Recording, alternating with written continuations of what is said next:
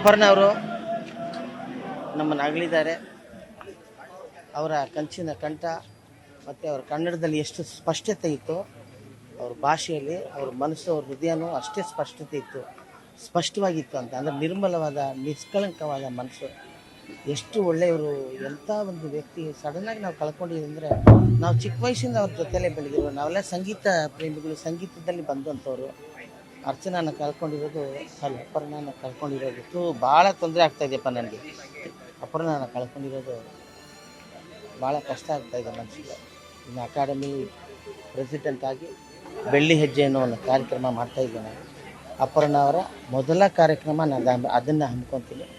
ಅವ್ರದ್ದೇ ಒಂದು ಎಕ್ಸಿಬಿಷನು, ಅವರೆಲ್ಲ ಸಾಧನೆಗಳನ್ನ ನಾನು ಅಲ್ಲಿ ಡಿಸ್ಪ್ಲೇ ಮಾಡಿ ಎಲ್ರಿಗೂ ಅದನ್ನು ಹೇಳುವಂಥ ಕೆಲಸಗಳನ್ನ ಮಾಡ್ತೀನಿ. ನಮ್ಮ ಕರ್ನಾಟಕ ಸರ್ಕಾರ ಅವ್ರಿಗೆ ಸ್ಟೇಟ್ ಹಾನರ್ ಮಾಡಿದ್ರೆ ಭಾಳ ಒಳ್ಳೇದು ಅಂತ ನನಗೆ ಅನಿಸ್ತಾ ಇದೆ. ಮಾಡ್ತಾರಂತೆ, ಸ್ಟೇಟ್ ಹಾನರ್ ಮಾಡಿದ್ರೆ ಇಂಥವ್ರಿಗೆ ಮಾಡಿದ್ರೆ ಇಂಥವ್ರಿಗೆ ಮಾಡೋದು ಅಂತ. ಈ ದೇವರು ನೋಡ್ತಾ ಇರ್ತಾನೆ ಅನಿಸುತ್ತೆ, ಒಳ್ಳೆಯವ್ರು ಎಲ್ಲಿದ್ದಾರೆ ಅಂತ ಹುಡುಕಿ ಮಾರ್ಕ್ ಮಾಡಿ ಬೇಗ ಕರ್ಕೊಂಡ್ಬಿಡ್ತಾರೆ. ಒಳ್ಳೆಯವ್ರನ್ನ ಬೇಗ ಕರ್ಕೊಂಡ್ಬಿಡ್ತಾರೆ, ಯಾಕೆ ಅಂತ ಗೊತ್ತಿಲ್ಲ. ಅಪರ್ಣ ಅವರ ಆತ್ಮಕ್ಕೆ ಶಾಂತಿ ಸಿಗಲಿ.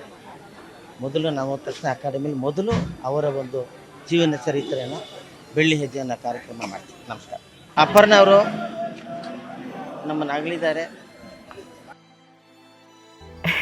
ನೋಡಿ, ನಾನು ಹಾಕ್ಕೊಂಡಿದ್ದೀನಲ್ಲ, ನನ್ನ ಕಾಲಿಗೆ ಯಾವ ಶೂಸ್ ಅನ್ನೋದು ನನಗೆ ಮಾತ್ರ ಗೊತ್ತಾಗುತ್ತೆ, ನಿಜ ಅಲ್ವಾ? ನನಗೂ ಆಸೆ ಇತ್ತು ತುಂಬ ಒಳ್ಳೊಳ್ಳೆ ಪಾತ್ರಗಳು ಮಾಡಬೇಕು, ಒಳ್ಳೊಳ್ಳೆ ನಿರ್ದೇಶಕರ ಹತ್ರ ಮಾಡಿಕೊಂಡು.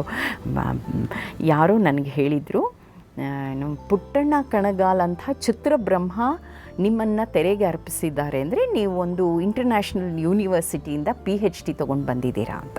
ಆಯಿತಾ? ಹಾಗೆ ನಾನು PhD ತೊಗೊಂಡು ಬಂದವಳಿಗೆ ನನಗೂ ತುಂಬ ಆಸೆ ಇತ್ತು, ಒಳ್ಳೊಳ್ಳೆ ಪಾತ್ರಗಳು, ಬಟ್ ಬರಲಿಲ್ವೇ. ಆಮೇಲೆ ಈಗ ನಾನು ಬೆಳೆದು ಬಂದಿದ್ದ ರೀತಿ ಏನು, ಅಥವಾ ನಮಗೆ ಹಾಕಿಕೊಟ್ಟ ಮಾರ್ಗ ಏನು, ಕೊಟ್ಟ ಕೆಲಸವನ್ನು ನೀನು ಚೆನ್ನಾಗಿ ಮಾಡು, ಆಗ ಯಾರೋ ಇಷ್ಟಪಟ್ಟು ನಿನಗೆ ಕೆಲಸ ಕೊಡ್ತಾರೆ. ಅಂದರೆ ನಾನು ಯಾವಾಗಲೂ ಅದನ್ನು ಒಂದು ರಾಜಮಾರ್ಗ ಅಂತ ಹೇಳ್ತೀನಿ. ಹೋಗಿ ಅವಕಾಶ ಕೇಳೋದು ಅದು ತಪ್ಪು ಅಥವಾ ಸರಿ ನನಗೆ ಗೊತ್ತಿಲ್ಲ. ಇವತ್ತಿನ ಇದರಲ್ಲಿ ತುಂಬ ತೀವ್ರವಾದ ಸ್ಪರ್ಧೆ ಇರೋದ್ರಿಂದ ಬಹುಶಃ ಅದು ಸರಿನೂ ಹೌದೋ ಏನೋ ಗೊತ್ತಿಲ್ಲ, ಬಟ್ ನನಗದು ಬರಲಿಲ್ಲ. ನಿಮ್ಮ ಸ್ವಭಾವ ಹಾಗೆ, ನನ್ನ ಸ್ವಭಾವ ಹಾಗೆ. ನಾನು ಯಾವತ್ತೂ ಯಾರನ್ನೂ ಯಾವ ವಿಷಯಕ್ಕೂ ಏನನ್ನೂ ಕೇಳಿದವಳಲ್ಲ. ನಮ್ಮ ತಾಯಿ ಹೇಳ್ತಿದ್ದ ಮಾತು, ನೀನು ಒಂದು ದಿವಸನೂ ಹಠ ಮಾಡಲಿಲ್ಲ, ನೀನು ಒಂದು ದಿವಸನೂ ಇದು ಬೇಕು ಅಂತ ಕೇಳಲಿಲ್ಲ. ನಾನಿರೋದು ಹೀಗೆ ನೋಡಿ ಸ್ವಾಮಿ, ನಾವಿರೋದು ಹೀಗೆ, ನಾನಿರೋದು ಹೀಗೆ. ಸೊ ನಾನು ಎಲ್ಲೂ ಅವಕಾಶ ಕೇಳಲಿಲ್ಲ. ಆಮೇಲೆ ಒಂದು ಅವಕಾಶ ನಾನು ಕೇಳ್ಕೊಂಡು ಹೋದಾಗ ಏನು ಅವರು ಕೊಡ್ತಾರೋ ನಾನು ಅದನ್ನು ಒಪ್ಕೋಬೇಕು, ಹೌದು ಅಲ್ವಾ? ನನಗೆ ಡ್ಯಾನ್ಸ್ ಗೊತ್ತಿಲ್ಲ. ನಾನು ಯಾವತ್ತಿಗೂ ನಮ್ಮ ತಂದೆ ಹಾಕಿಕೊಟ್ಟ ಇದು ಬರೀ ಯಾವುದೋ ಒಂದು ಆ ಮಟ್ಟದ ಆರ್ಟ್ ಸಿನಿಮಾಗಳು, ಆ ಥರದ ಪಾತ್ರಗಳು. ಯಾವಾಗಲೂ ಕೊಡೋ ಉದಾಹರಣೆ ಶಾಂಬನಿಗಲ್ ಚಿತ್ರಗಳು, ಗೋವಿಂದ್ ನಿಹಲಾನಿ ಚಿತ್ರಗಳು, ಸ್ಮಿತಾ ಪಾಟೀಲ್, ಶಬನಾ ಆಜ್ಮಿ ಮಾಡಿದಂಥ ಪಾತ್ರಗಳು ಬರಲಿಲ್ಲ. ನೆಕ್ಸ್ಟ್ ಏನು, ಇಲ್ಲಿಗೆ ಬಂದುಬಿಟ್ಟಿದ್ದೀನಿ. ಪುಣ್ಯವಶಾತ್ ನಮ್ಮಂಥವ್ರಿಗೆ ದೂರದರ್ಶನದ ಬಾಗಿಲು ತೆರೆದು ಇವತ್ತಿಗೂ ಕ್ಯಾಮ್ರಾ ಮುಂದೆ ನಿಲ್ಲುವಂಥ, ಮೇಕಪ್ ಮಾಡಿಕೊಳ್ಳುವಂಥ, ಒಂದಿಷ್ಟು ನಿಮ್ಮೆಲ್ಲರೊಟ್ಟಿಗೆ ಇರುವಂಥ ಅವಕಾಶವನ್ನು ಕ್ಯಾಮರಾ ನನಗೆ ಮಾಡಿಕೊಡ್ತಾ ಇದೆ ಅನ್ನೋ ಕಾರಣ ಟೆಲಿವಿಷನ್ ಮಾಧ್ಯಮ.